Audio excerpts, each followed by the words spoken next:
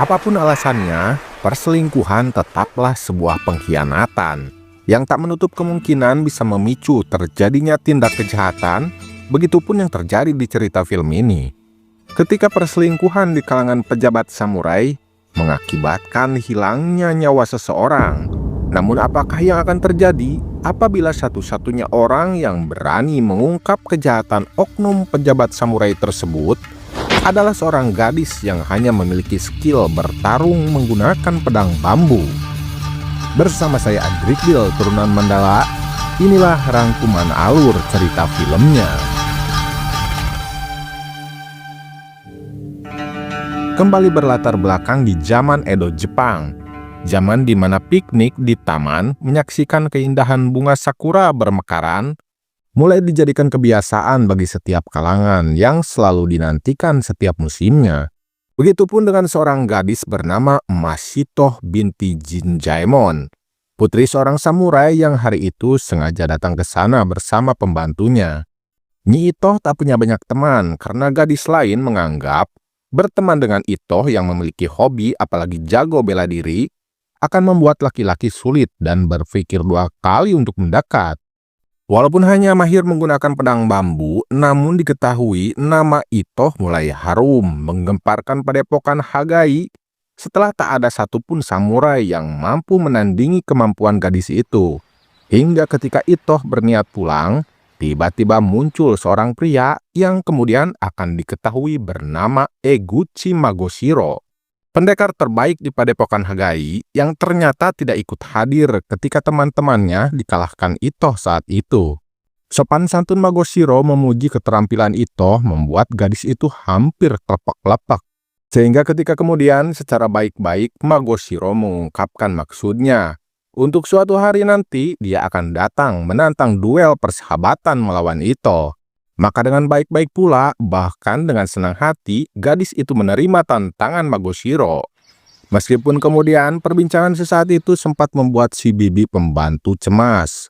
Karena menurut adat istiadat di masa itu, putri seorang samurai sebenarnya tidak diperbolehkan sembarangan bicara dengan pria asing, apalagi di depan publik. Dan siapa sangka di kemudian hari pesona kebaikan Magoshiro akan membuat Itoh jatuh cinta. Kisah cinta yang tak berbalas alias kasih tak sampai. Persiapan untuk duel, Nyi Itoh pun tentunya semakin giat berlatih. Disaksikan bapaknya yakni seorang pensiunan pejabat samurai, sesepuh klan bernama Terat Jinjaemon. Bahkan kemudian kepada bapaknya lah untuk pertama kali Itoh memberitahu bahwa Magoshiro menantangnya duel. Meskipun Itoh hobi bermain pedang, namun dia tidaklah tomboy karena seperti gadis pada umumnya, Nyi Itoh mengikuti les pendidikan etika yang diadakan di rumah seorang kepala biara, tapi gak seperti Walid.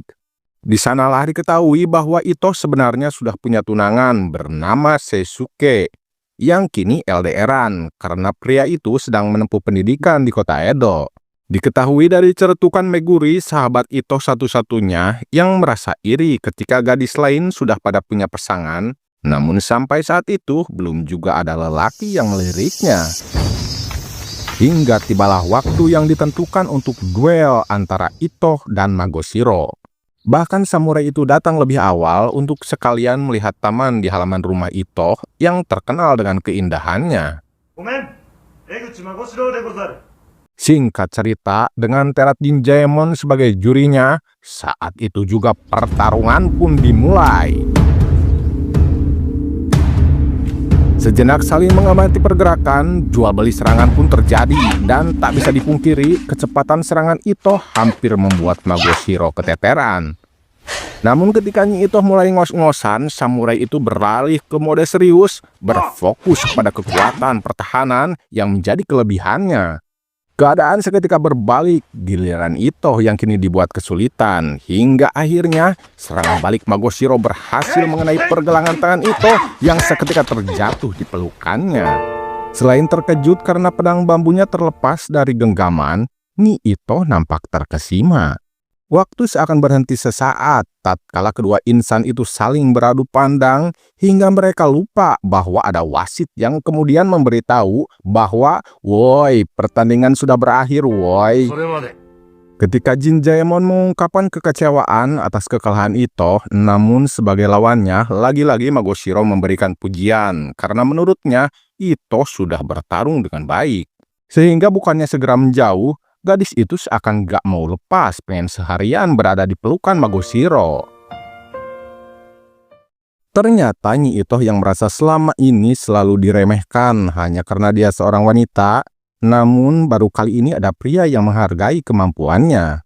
Membuat gadis itu semakin kagum kepada Magoshiro yang sesaat setelah mencicipi teh pahit namun terasa manis, tatkala dihidangkan dengan butiran cinta terpendam diambil dari rubuk hati terdalam Nyi Ito. Dan akhirnya samurai itu pun berpamitan untuk pulang. Akan tetapi, Jin Zaemon yang juga pernah muda, jauh lebih berpengalaman, seakan bisa menebak isi hati Ito, yang berusaha menutupi rasa bahagia, berbunga-bunga walaupun dikalahkan. Dia segera memperingatkan putrinya bahwa itu harus jadi terakhir kalinya Ito boleh bertemu Magoshiro.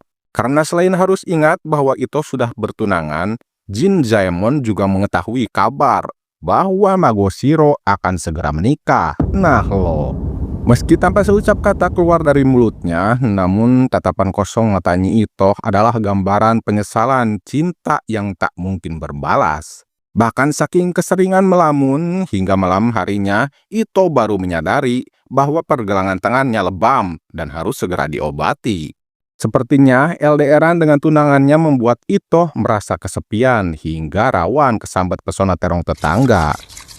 Diketahui dari celetukan Meguri, sahabat Ito satu-satunya yang seakan ngomporin bahwa 5 tahun tak pulang-pulang, tak kunjung selesai menempuh pendidikan, bisa jadi karena tunangan Ito tidak serius dalam belajar, atau bisa jadi karena kebodohannya. Namun perbincangan mereka seketika terhenti, tatkala seorang wanita yang kemudian akan diketahui bernama Kayo datang terlambat. Gadis cantik yang kata teman saya Pulen itu seakan punya cara tersendiri dalam mempengaruhi pria. Karena terbukti sekepala biara pun dibuat tak berkutik, meski Kayo sering datang kesiangan. Saat itulah Ito mengetahui bahwa Kayo akan segera dinikahkan, lagi-lagi dari bisik-bisik si Meguri yang hobi ngegosip. Dia merasa kasihan kepada pemuda yang jadi calon suami Kayo. Mengingat sudah sekian banyak pria yang telah jadi korban dimanfaatkan kemudian dicampakkan setelah terjebak pesona kecantikannya. Rumor yang dianggap Meguri paling menjijikan adalah perselingkuhan Kayo dengan pria yang selisih umurnya 17 tahun lebih tua darinya. Hal itu diketahui setelah 1 tahun silam Kayo kepergok sedang mengendap-endap keluar dari sebuah penginapan bersama seorang pejabat samurai penasihat senior klan bernama Fuji Kageyu. Meski awalnya Ito seakan tak begitu peduli, apalagi itu cuma gosip belaka. Namun setelah Meguri bilang bahwa pria malang yang akan jadi suami Kayo itu adalah samurai bernama Eguchi. Eguchi-sama. Putra ketiga keluarga Magoshiro yang bapaknya bekerja di bagian birokrasi. Raut wajahnya Ito seketika berubah murung, bahkan dia seakan tak percaya tatkala Meguri lanjut membahas bahwa pernikahan Kayo dan Magoshiro dilatar belakangi kepentingan politik keluarga. Magoshiro yang berasal dari keluarga samurai dengan kasta lebih rendah pasti merasa beruntung bisa menikahi Kayo dari keluarga samurai yang tersohor dalam berbisnis dengan penguasa. Jadi tidak menutup kemungkinan jika Magoshiro mengetahui latar belakang Kayo pun, dia bisa saja berpura-pura tidak tahu. Begitu menurut pendapat si ahli gosip Meguri. Sementara itu, di kastil klan Naito, beberapa minggu kemudian, Magoshiro sudah mulai bekerja, menggantikan posisi bapaknya yang baru saja pensiun. Bahkan setelah menikahi Kayo, karirnya langsung melejit dipromosikan sebagai kepala keuangan. Membuat rekan-rekannya mulai iri, apalagi dia seakan mendapatkan perhatian spesial dari sang penasihat senior, yakni Fuji Kageyu yang hari itu datang berkunjung. Awal melihat bentukannya, saya sudah berusaha menahan diri untuk tidak ngata-ngatain. Meski terlihat kecut, namun anehnya Kageyu menyempatkan diri menyapa Magoshiro, sehingga pantas saja membuat rekan-rekannya iri. Karena biasanya di klan Naito, mau pendekar pedang terbaik sekalipun, tak pernah ada yang bisa mendapatkan jabatan sebagus itu, kecuali orang-orang yang punya backingan pusat. Lain halnya dengan Magoshiro yang meski di hari-hari pertama menjalankan tugasnya saja, sempat melakukan kesalahan kecil mungkin karena gugup, sehingga bicaranya sedikit terbata-bata, membuat seorang petinggi klan hampir saja memarahinya. Namun lagi-lagi Fuji Kageyu akan tampil menjadi pahlawan, menunjukkan toleransinya, bahkan mengapresiasi Magoshiro yang dianggap telah menjalankan tugas dengan cukup baik bagi pemula sepertinya. Sementara Nyito yang hari itu sayangnya baru selesai berendam di pemandian air panas, setelah sedikit ngobrol dengan Meguri yang sumringah, akhirnya dia sudah gak jomblo lagi. Dan Nyito bermaksud pulang duluan melalui jalan setapak di pinggiran sungai. Di tengah perjalanan itulah ia dikejutkan dengan suara genit cekikikan, namun bukanlah Nyimas Kunti. Karena ketika Itoh mendekat ke arah datangnya suara tersebut, dari balik rimbunnya semak-semak, dengan mata kepalanya sendiri, Itoh menyaksikan Kayo sedang asik pacaran dengan seorang pria yang dari penampilannya seperti samurai berpangkat tinggi, yakni Fuji Kageyu.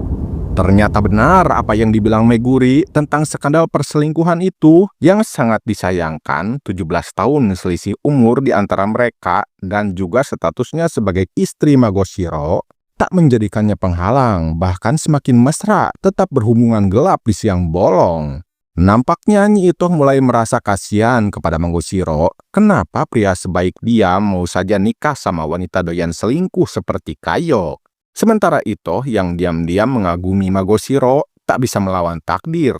Apalagi hari itu tunangannya sudah pulang dari Edo, bahkan sudah menunggunya tatkala Itoh sampai ke rumah. Selama menunggu Itoh pulang, Seisuke yang diketahui doyan makan itu sudah menghabiskan beberapa mangkok nasi. Pantas saja Itoh begitu mudah kepincut Magoshiro yang selain baik hati, ganteng, juga pendekar pedang terbaik. Berbanding terbalik dengan Seisuke yang selain tidak ganteng, gak jago bela diri, hanya doyan makan, dia juga cengengesan. Membuat Itoh tak sedikit pun terlihat antusias menyambut tunangannya meski setelah 5 tahun mereka LDRan. Apalagi ketika pria itu memberitahu bahwa orang tua mereka telah sepakat untuk menikahkan Seisuke dan Itoh pada musim duren yang akan datang. Hal itu dipertegas dengan pernyataan Terat Jinjaemon yang malam harinya memberikan sebilah belati untuk Itoh. Pisau itu ia buat sendiri yang sudah dipersiapkan untuk diberikan tatkala putrinya akan segera menikah, dan menurutnya akan ada saatnya benda itu digunakan. Dari bayangannya barulah diketahui ternyata sejak istrinya mengandung, Jinjaemon sangat mendambakan memiliki anak laki-laki. Sehingga pantas saja sejak kecil Itoh sudah diajarin main pedang, alih-alih main masak-masakan atau ikutan tren velocity. Keesokan harinya, Magoshiro dipanggil untuk menghadap pemimpin klan bernama Kotani, yang bermaksud mengajukan permohonan keringanan kepada menteri atas donasi yang dibebankan kesogunan kepada klan mereka. Karena diketahui klan Naito saat itu sedang mengalami sedikit masalah keuangan, di sisi lain Kotani tak enak apabila harus menolak memberikan donasi. Meski sebenarnya para petinggi klan meragukan Magoshiro yang dianggap masih bau kencur, belum berpengalaman, namun karena namanya direkomendasikan oleh si penasihat Fuji Kageyu, maka para petinggi klan pun setuju saja untuk memberikan tugas penting pertama bagi Magoshiro. Tugasnya sederhana, dia hanya disuruh nganterin surat kepada seorang samurai bernama Abemoto, pejabat shogun kelas menengah. Sesuai etika dan aturan yang berlaku, ia akan jadi perantara untuk memberikan surat penting itu sampai ke tangan Menteri Anzai Shimano di Istana Shogun di kota Edo. Maka dari itu, Magoshiro diminta untuk bekerja sepenuh hati, jangan sampai melakukan kesalahan yang bisa mencoreng nama baik klan mereka. Malam harinya, tatkala Magoshiro dalam perjalanan pulang, sebenarnya dia sempat melihat Nyi Itoh dari kejauhan, yang diperkirakan malam itu dia habis jajan seblak teh enung ditemani si bibi pembantu, juga seorang tukang ojek lampu. Namun sayangnya, takdir tidak mengizinkan Itoh untuk menoleh tepat waktu ke arah Magoshiro yang akhirnya melanjutkan perjalanan. Meski lagi-lagi Magoshiro menghentikan langkahnya tatkala ia berpapasan dengan prajurit pembawa tandu yang menghadangnya. Dan ternyata di dalamnya berisi sang penasihat mesum Fuji Kageyu yang kemudian mengajak Magoshiro bicara empat mata. Tanpa basa-basi, Kageyu menyatakan bahwa apabila Magoshiro memberikan surat itu kepada Abemoto, sama saja dengan mempermalukan Kotani. Meski dinilai tak sesuai prosedur, namun tidak apa-apa, justru akan jadi sebuah terobosan baru, membuat sedikit perubahan. Menurutnya akan lebih baik apabila Magoshiro langsung mengirimkan surat penting itu kepada Pak Menteri. Dan sebagai pemula, Magoshiro hanya bisa patuh dengan polosnya percaya begitu saja kepada arahan yang diberikan Fuji Kageyu. Sementara itu, Nyi Itoh yang nampaknya masih kepikiran akan nasib malang Magoshiro yang diselingkuhi istrinya, membuatnya semakin murung alih-alih bahagia, walaupun kini ia jadi lebih sering ketemu tunangannya yakni Seisuke, yang siang malam 3 kali sehari datang apel ke rumah Nyi Itoh, bahkan berani tertawa lepas sambil minum sake gratis bersama temannya. Sementara itu, keesokan harinya Magoshiro sudah sampai di hadapan Pak Menteri Anjay Shimano. Berusaha sebaik mungkin bertutur kata, mengutarakan maksud tujuannya. Namun yang mengejutkan, ajudan Pak Menteri malah menertawakan Magoshiro. Bukan karena salah alamat, namun pria itu dianggap pelancang, tak bertindak sesuai prosedur dengan melangkahi otoritas Tuan Abemoto. Alhasil Magoshiro yang dianggap sudah mempermalukan diri sendiri, juga nama baik klannya di hadapan Pak Menteri, tak tahan diolok-olok dan ditertawakan, membuatnya merasa tak pantas untuk kembali ke kampung halaman. Hingga akhirnya demi menebus kesalahannya, dia memilih jalan pintas untuk pulang duluan ke alam baka. Singkat cerita, kabar tentang Magoshiro yang ditemukan bundir di Edo pun sampai ke telinga Nyi Itoh sekeluarga. Setelah bapaknya memberitahu saat mereka makan malam bersama, membuat Nyi Itoh seketika tak nafsu makan, semakin kepikiran betapa malangnya nasib Magoshiro yang setelah diselingkuhi istri, kini hidupnya pun harus berakhir tragis. Sepertinya kesedihan Nyi Itoh kini berubah menjadi rasa penasaran, karena keesokan harinya ia berinisiatif mengundang Seisuke untuk bicara empat mata. Terlanjur kegirangan karena tumben Nyi Itoh mengajak berduaan di kamarnya, sempat membuat Seisuke salah sangka. Tanpa banyak basa-basi, Nyi Itoh mengungkapkan maksud tujuannya, yakni dia ingin mengetahui lebih lanjut tentang kasus bundir Magoshiro. Setelah tempo hari Itoh memergoki Kayo dan Fuji pacaran di sungai, kini gadis itu punya kecurigaan perselingkuhan mereka ada kaitannya dengan diutusnya Magoshiro, yang ia pikir mungkin saja dijebak agar melakukan pelanggaran lalu mengakhiri hidup untuk menebus kesalahannya. Seisuke yang dengan senang hati diajak ngobrol oleh Itoh, tak disangka akan dengan mudah mau diminta bantuan untuk mulai menyelidiki kasus bundir tersebut. Dengan sukarela, Seisuke melaksanakannya, asalkan ada makanan terlebih dahulu, karena dia tidak bisa bekerja dengan perut lapar.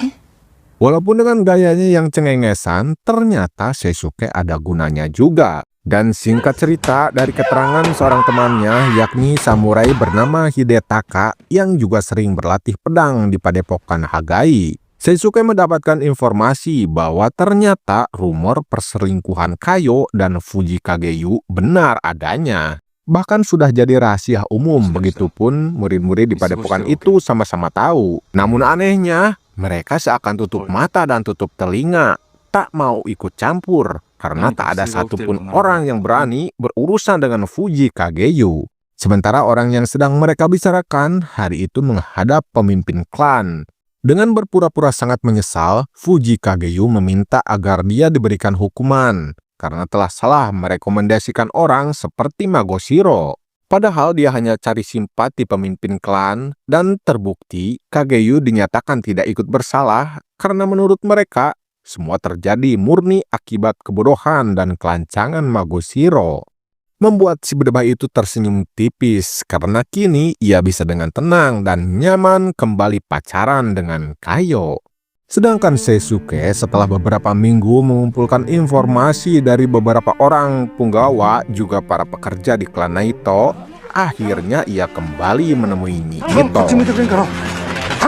Kesimpulannya, Magoshiro diduga sebenarnya mengetahui perselingkuhan Kayo dengan Fujikageyu. Namun alih-alih menceraikan istrinya, Magoshiro memilih bungkam, tutup mata dan telinga. Karena dia lebih takut apabila selamanya menjadi prajurit rendahan, rela menahan rasa cemburu demi bisa naik jabatan. Yang jelas Magoshiro hanyalah manusia biasa, tak sesempurna seperti yang ada di benak Ito, sehingga membuatnya selama ini terpesona. Namun Seisuke yakin sebenarnya Magoshiro hanya perlu menunggu waktu sampai jabatannya melampaui Fujikageyu. Saat itulah ia akan punya kesempatan bisa menjatuhkannya. Akan tetapi sebelum itu terjadi, Fuji sudah duluan bergerak cepat menyesatkan Magoshiro agar melakukan kesalahan fatal dan menebusnya dengan cara sepuku. Selain itu, Seisuke juga mendapatkan informasi tentang kejahatan lain yang selama ini dilakukan Fujikageyu, yakni praktik suap agar posisi berdebah itu tak tergantikan sampai 5 tahun ke depan. Bahkan dia diberi hak istimewa untuk mengontrol monopoli perdagangan yang hasilnya masuk ke kantong beberapa petinggi klan. Menjadikan Fujikageyu dan antek-anteknya tak bisa dianggap enteng karena seakan-akan kebal hukum. Namun tatkala gak ada satupun samurai yang berani mengusiknya, lain halnya dengan Nyi Ito yang meski hanya seorang wanita dan hanya mahir bermain pedang bambu, ternyata dia tak sedikit pun merasa gentar. Bahkan ketika Seisuke mengingatkan bahwa selain hobi bermain wanita, Fujikageyu juga jago bermain pedang. Ito tetap dengan tekadnya untuk mengadili Fujikageyu dengan caranya sendiri. Seakan terlambat menyadari tatkala Nyi Ito rela bertaruh nyawa demi membalas kematian Magoshiro, menimbulkan rasa penasaran bagi Seisuke, yang akhirnya mulai curiga tentang hubungan spesial di antara mereka. Meski tentunya Ito mengaku bahwa dia hanya pernah sekali duel persahabatan dengan Magoshiro, dan walaupun cengengesan, sepertinya Seisuke bisa menebak isi hati calon istrinya. Namun dia berjanji akan tetap mendukung Ito karena tak ada gunanya juga apabila harus cemburu kepada lelaki yang kini sudah mati. Sementara Fujikageyu semakin lengket dengan selingkuhannya yakni Kayo. Namun siapa sangka kebahagiaan terlarang itu akan segera berakhir. Setelah beberapa hari kemudian, Fujikageyu mendapatkan surat yang selain berisi deretan catatan tindak kejahatannya, dalam surat itu pula berisi tantangan duel balas dendam, tentunya dengan menggunakan pedang beneran yang ditandatangani oleh Nyi Ito, putri Jin Jaemon. Berjalan menembus dinginnya pagi yang masih berselimut kabut, Fujikageyu datang memenuhi tantangan Nyi Ito yang ternyata sudah menunggunya. Tanpa banyak basa-basi, Kageyu dengan sombongnya balik menantang Ito karena dia pikir tak mungkin ada yang bisa mengungkap semua kejahatannya. Apalagi Nyi Ito hanya seorang wanita yang kebetulan pandai bermain pedang bambu. Namun tatkala Ito bersiap dengan katana yang dibawanya, si penasihat mesum itu baru menunjukkan kelicikannya. Karena ternyata dia tak datang sendirian. Sebelum menghadapi Fujikageyu, terlebih dahulu Ito harus bisa mengalahkan 3 orang samurai anak buahnya. Meskipun dikeroyok, namun di serangan pertama saja Ito sudah berhasil melumpuhkan salah satu dari mereka. Yang jelas pertarungan itu membuktikan bahwa Ito gak hanya pandai bermain pedang bambu. Walaupun bisa jadi untuk pertama kalinya ia bertarung menggunakan katana, teknik serta kecepatan serangan Ito berhasil membobol kekuatan pertahanan lawan. Dan meski tangan kanan Ito sempat terkena tebasan, itu pun karena diserang dari belakang. Namun akhirnya Ito berhasil menghabisi mereka, menyisakan tuannya yang selanjutnya menunggu giliran. Fujikageyu yang tak berani langsung menghadapi gadis itu sendiri membuktikan bahwa dia sebenarnya pengecut yang gengsi apabila harus kalah apalagi oleh seorang wanita. Sengaja membuat tenaga Ito terkuras, Fujikageyu berpikir akan dengan mudah mengalahkan gadis itu. Dan terbukti ketika Ito yang terpaksa bertarung sambil menahan kesakitan, tak perlu waktu lama bagi Kageyu untuk membuat pedang itu terlepas dari genggamannya. Namun apabila Kageyu menggunakan segala cara agar bisa mengalahkan Ito, kini giliran gadis itu yang mengeluarkan jurus pamungkasnya. Tatkala Kageyo mengira Itoh akan pasrah tak sanggup lagi melawan, sehingga ketika berdebah mesum itu lengah mencoba mendekat berniat menghabisinya. Namun siapa sangka Nyi Itoh berhasil menghentikan serangan Kageyo setelah pisau belatinya menancap lebih dulu, membuat berdebah itu seketika mematung dan tersungkur tak bergerak lagi. Saat itulah Sasuke muncul, karena sepertinya sedari tadi dia mengawasi dari kejauhan. Meskipun gak bantuin Itoh bertarung, namun dia datang di saat yang tepat, membiarkan Itoh segera pergi meninggalkan tempat itu, karena Sasuke sendiri yang akan mengurus sisanya. Setelah bertahun-tahun tak ada yang berani menyentuhnya, Fuji Kageyo akhirnya ditemukan oleh petugas keamanan dalam kondisi sudah tak bernyawa lagi, beserta surat di saku bajunya yang memuat semua daftar kejahatannya. Dan pihak keamanan klan seakan tutup mata, bahkan ikut merasa lega, tak mempermasalahkan siapapun pelakunya, sehingga Nyi Itoh bisa nyaman melanjutkan hidupnya. Tak lama setelah kejadian itu, sesuai yang direncanakan orang tua mereka, akhirnya Nyi Itoh menikah dengan Sasuke. Apabila dahulu disentuh pun ogah, namun setelah bahagia berumah tangga, apalagi karena suaminya malas bekerja, jadi lebih sering berada di rumah, tak lama kemudian, Nyi Itoh pun hamil. Bahkan sampai di hari tuanya, mereka dikaruniai 7 orang anak. Tamat? Jangan lupa like, subscribe, dan ramaikan komennya untuk semangat saya upload video-video selanjutnya. Saya Adrik Bil turunan Mandala pamit. Permios!